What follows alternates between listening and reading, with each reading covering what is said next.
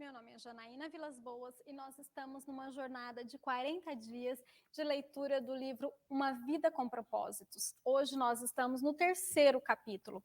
Nós iremos falar sobre o que dirige a sua vida. Esse é o título do nosso 3º capítulo. Eclesiastes 4:4 diz: "Percebi que o que faz os homens correrem atrás do sucesso é a inveja."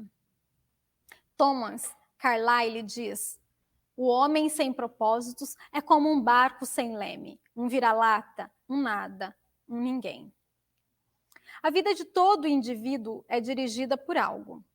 A maioria dos dicionários define o verbo dirigir como guiar, controlar, direcionar.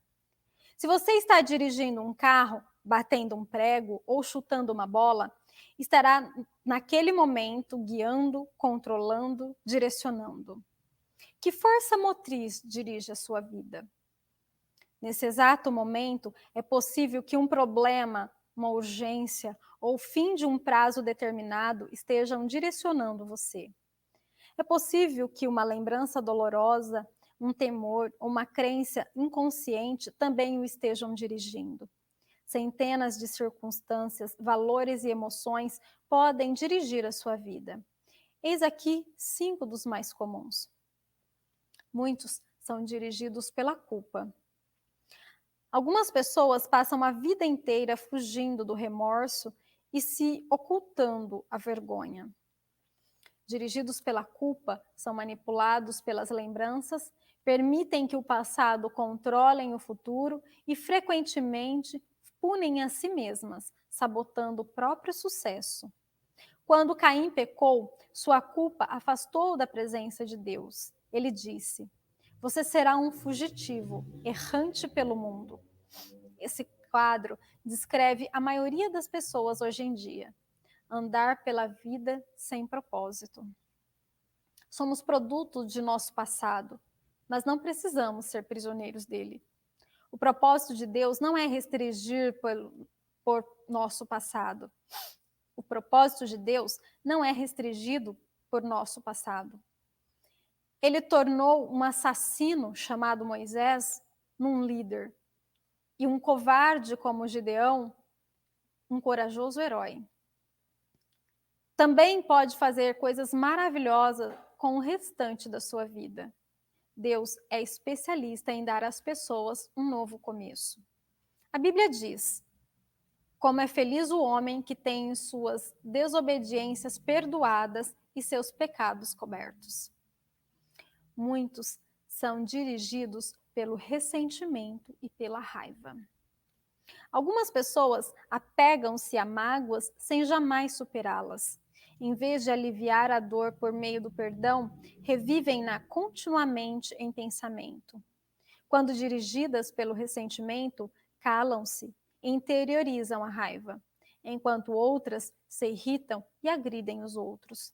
Ambas as reações são nocivas e inúteis. O ressentimento sempre machuca mais o ofendido que a pessoa que o ofendeu. Enquanto o ofensor provavelmente já se esqueceu do insulto e seguiu em frente, você continua angustiado em sua dor, perpetuando o que aconteceu. Ouça: aqueles que o magoaram no passado não poderão continuar a feri-lo, a menos que você se agarre à dor por meio do ressentimento. O que passou, passou. Nada pode mudar o passado.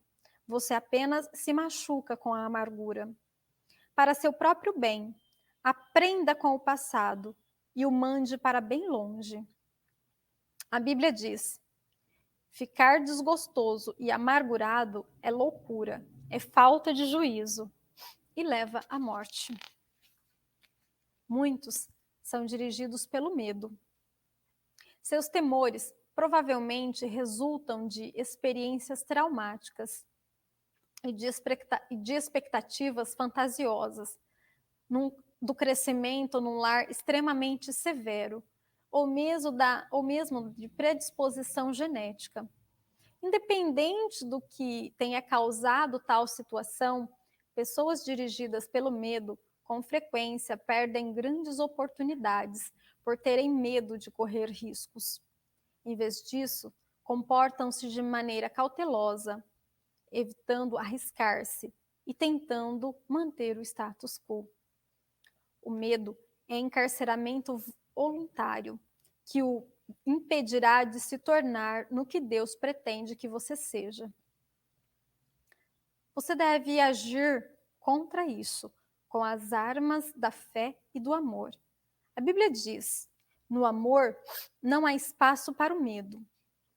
O amor amadurecido expulsa o medo, considerando que o medo causa uma vida vacilante e cheia de temores, medo da morte, medo do julgamento. Podemos dizer que quem tem medo não está completamente aperfeiçoado no amor. Muitos são dirigidos pelo materialismo. O desejo de adquirir é o único objetivo na vida de algumas pessoas. O impulso de sempre querer mais se baseia na concepção equivocada de que possuir mais me tornará mais feliz, mais importante e mais protegido. Contudo, são 3 expectativas falsas. Os bens materiais trazem felicidade apenas temporária.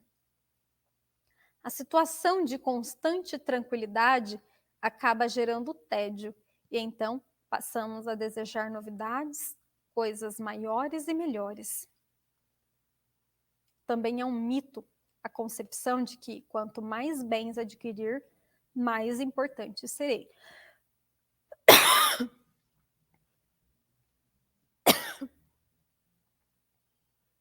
Autoestima e riquezas materiais não são sinônimos. Nosso valor não é determinado por nossas posses. E Deus deixa claro que as coisas mais valiosas da vida não são os bens materiais. O mito mais comum a respeito do dinheiro é o de que quanto mais dinheiro se tem, mais protegido se está. Isso não é verdade. As riquezas podem ser perdidas num piscar de olhos, por uma quantidade considerável de fatores que fogem do nosso controle. A verdadeira segurança só pode ser encontrada naquilo que jamais poderá ser tomado de você: seu relacionamento com Deus. Muitos são dirigidos pela necessidade de aprovação.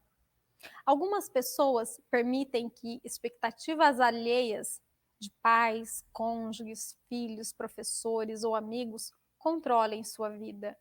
Muitos adultos ainda tentam ganhar a aprovação de pais que nunca estarão satisfeitos. Outros são dirigidos pela pressão social do grupo a que pertencem, sempre preocupados com o que os outros podem pensar. Infelizmente, os que seguem a multidão quase sempre acabam perdidos nela.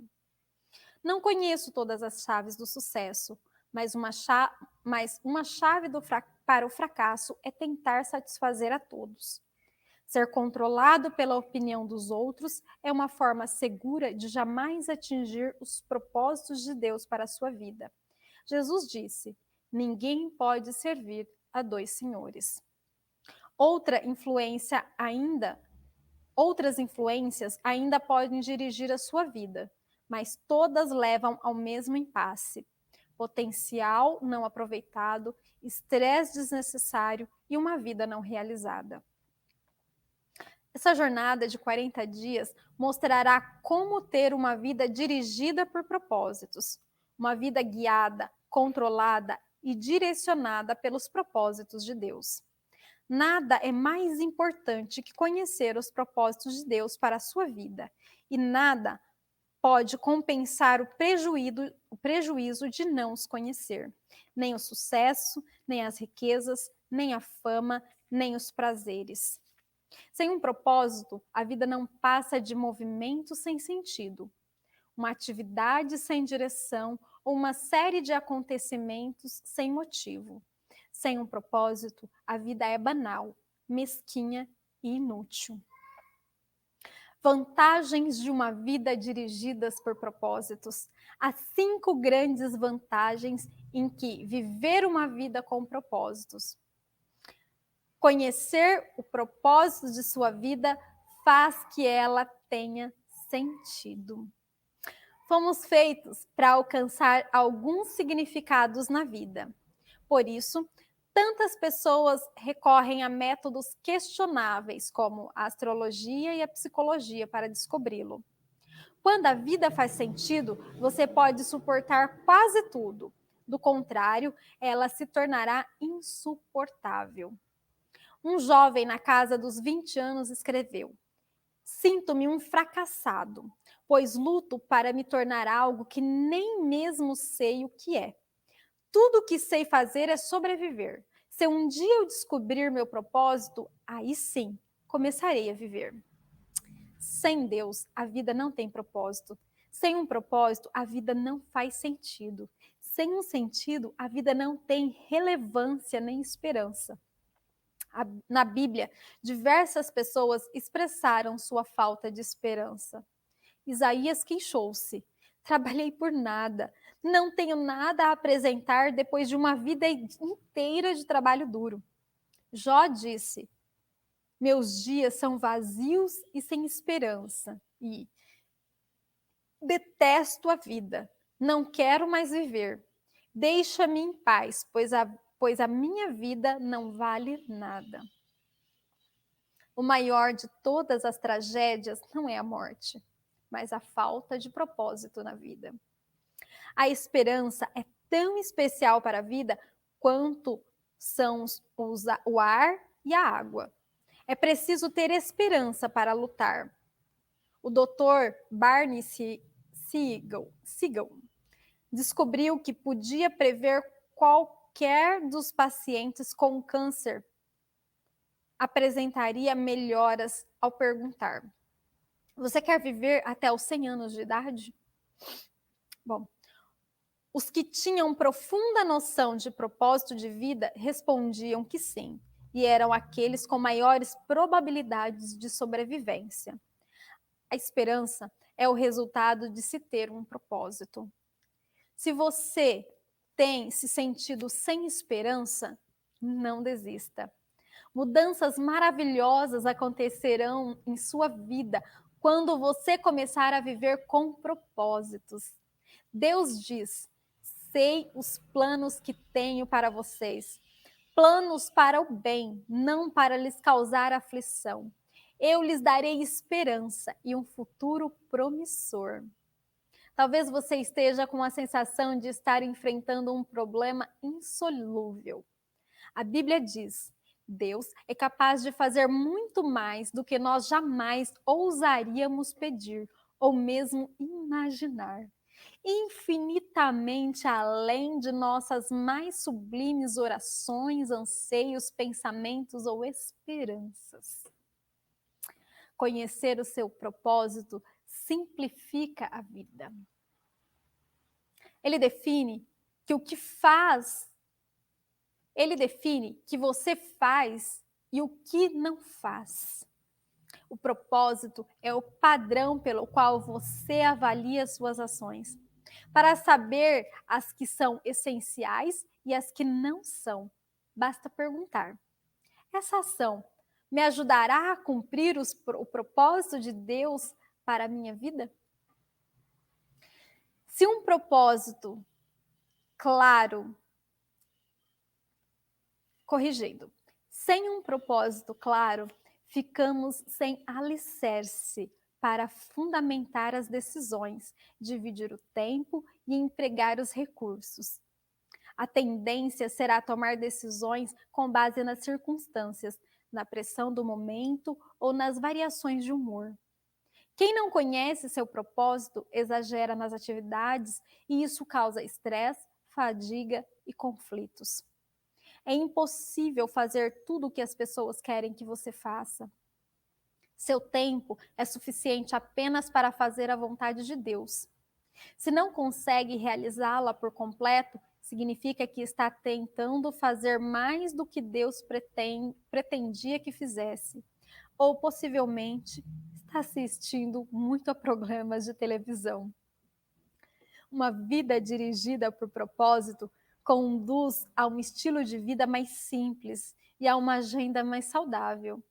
A Bíblia diz: A vida presunçosa e cheia de pompa é uma vida vazia, mas a vida simples e sincera é uma vida plena. Isso também leva à paz de espírito. Tu, ó Senhor, dás paz e prosperidade a pessoas que têm uma fé firme e a pessoas que confiam em ti. Conhecer seu propósito ajuda a estabelecer prioridades. Isso faz que esforços e energias se concentrem no que é importante. Você se torna eficiente ao ser seletivo. Faz parte da natureza humana distrair-se com assuntos de menor importância. Fazemos de nossa vida um jogo.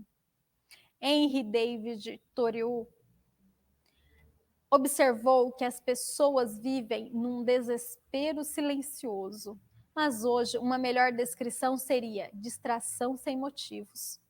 Muitas pessoas são como giroscópios, rodopiando num ritmo frenético sem jamais chegar a lugar nenhum.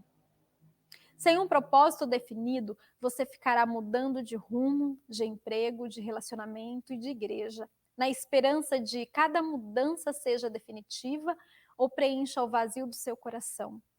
Você pensa, talvez seja diferente dessa vez, mas isso não resolve o verdadeiro problema, que é a falta de foco e de propósito. A Bíblia diz: não se descuidem, tentem entender o que o Senhor quer de vocês. A capacidade de concentração pode ser verificada na luz. A luz difusa tem impacto e energia reduzidos, mas você pode concentrar o foco. Com uma lente de aumento, os raios do sol podem ser concentrados a ponto de atear fogo à grama ou a um pedaço de papel. Quando a convergência da luz é maior, como o raio laser, ela pode cortar até o aço. Não há nada tão poderoso quanto uma vida direcionada, isso é, vivida com propósito. Os homens e as mulheres que mais influenciaram a história estavam concentrados numa direção. O apóstolo Paulo, por exemplo, difundiu o cristianismo no Império Romano, praticamente sozinho. Seu segredo era uma vida direcionada. Ele disse: estou concentrando minhas energias unicamente nisso, esquecer o que já passou e avançar para o que está à minha frente. Se você quer que sua vida cause impacto, dê-lhe uma direção. Pare de andar em círculos, pare de tentar fazer de tudo. Faça menos. Elimine até mesmo as boas atividades, concentrando-se apenas no que for mais importante. Jamais confunda atividade com produtividade. Você pode estar ocupado sem ter um propósito. Mas para quê? Paulo disse: assim, os interessados em tudo que Deus tem para nós devem se manter focados no alvo. Conhecer seu propósito traz motivação. O propósito sempre produz entusiasmo. Nada mais estimulante que um propósito claro. No entanto, a paixão se esvai quando falta propósito. Até mesmo levantar-se da cama se torna um fardo. Normalmente, é o trabalho sem sentido que nos esgota, consome nossas forças e nos rouba o prazer, não o excesso de trabalho. George Bernard Shaw escreveu: essa é a verdadeira alegria da vida, ser usado para um propósito reconhecido por você mesmo como grandioso. Ser uma força da natureza em vez de um amontoado inconstante e egoísta de ressentimentos e lamentações, sempre reclamando que o mundo não se esforça para fazê-lo feliz. Conhecer seu propósito irá prepará-lo para a eternidade. Muita gente passa a vida tentando criar um legado. Tais pessoas querem ser lembradas depois que partirem. Entretanto, o que em última análise mais importa não é o que os outros dizem sobre a sua vida, mas o que Deus diz. O que as pessoas não sabem é que todas as realizações acabam sendo superadas. Recordes são quebrados, reputações não subsistem e homenagens são esquecidas. Na faculdade, a meta de James Dobson era ser o campeão de tênis da instituição. Ele se sentiu orgulhoso quando viu sua taça exposta num local de destaque na sala de troféus da faculdade. Anos mais tarde, alguém lhe enviou o troféu pelo correio. Eles o haviam achado numa lata de lixo durante uma reforma na escola. James disse: um dia, todos os troféus serão jogados no lixo por alguém. Viver para criar um legado é um objetivo sem perspectiva. Uma utilização mais sábia do tempo é construir um legado eterno. Você não foi posto nesse mundo para ser lembrado. Você foi colocado aqui a fim de se preparar para a eternidade. Chegará o dia em que você estará diante de Deus e Ele fará uma auditoria em sua vida. Um exame final antes que você ingresse na eternidade. A Bíblia diz: lembrem-se, cada um de nós comparecerá diante do tribunal de Deus. Sim, cada um de nós terá que prestar contas de si mesmo a Deus. Felizmente, Deus quer que passemos no teste, por isso nos deu as perguntas antecipadamente. Pela Bíblia, entendemos que Deus nos fará duas perguntas fundamentais. Primeira, o que você fez, meu filho? O que você fez com meu filho, Jesus Cristo? Deus não irá perguntar sobre sua formação religiosa ou visão doutrinária. O único ponto importante será: você aceitou o que Jesus fez por você? Aprendeu a amá-lo e confiar nele? Jesus disse: eu sou o caminho, a verdade e a vida. Ninguém vem ao Pai a não ser por mim. Segunda pergunta: o que você fez com o que eu lhe dei? Isso é, o que você fez com a sua vida. Dádivas, talentos, oportunidades, energia, relacionamentos e recursos. Enfim, tudo que Deus deu a você, gastou-os com você mesmo ou fez uso deles para propósito que Deus tinha para você? Prepará-lo para essas duas perguntas é o objetivo desse livro. A primeira é determinar onde você passará a eternidade. A segunda determinará o que você fará na eternidade. Ao terminar esse livro, você e eu estaremos prontos para responder a essas duas perguntas. E eu quero te convidar a refletir comigo. Viva com um propósito e um caminho para a paz. Obrigada por me acompanhar nessa leitura. Te espero no 4º capítulo. Beijo!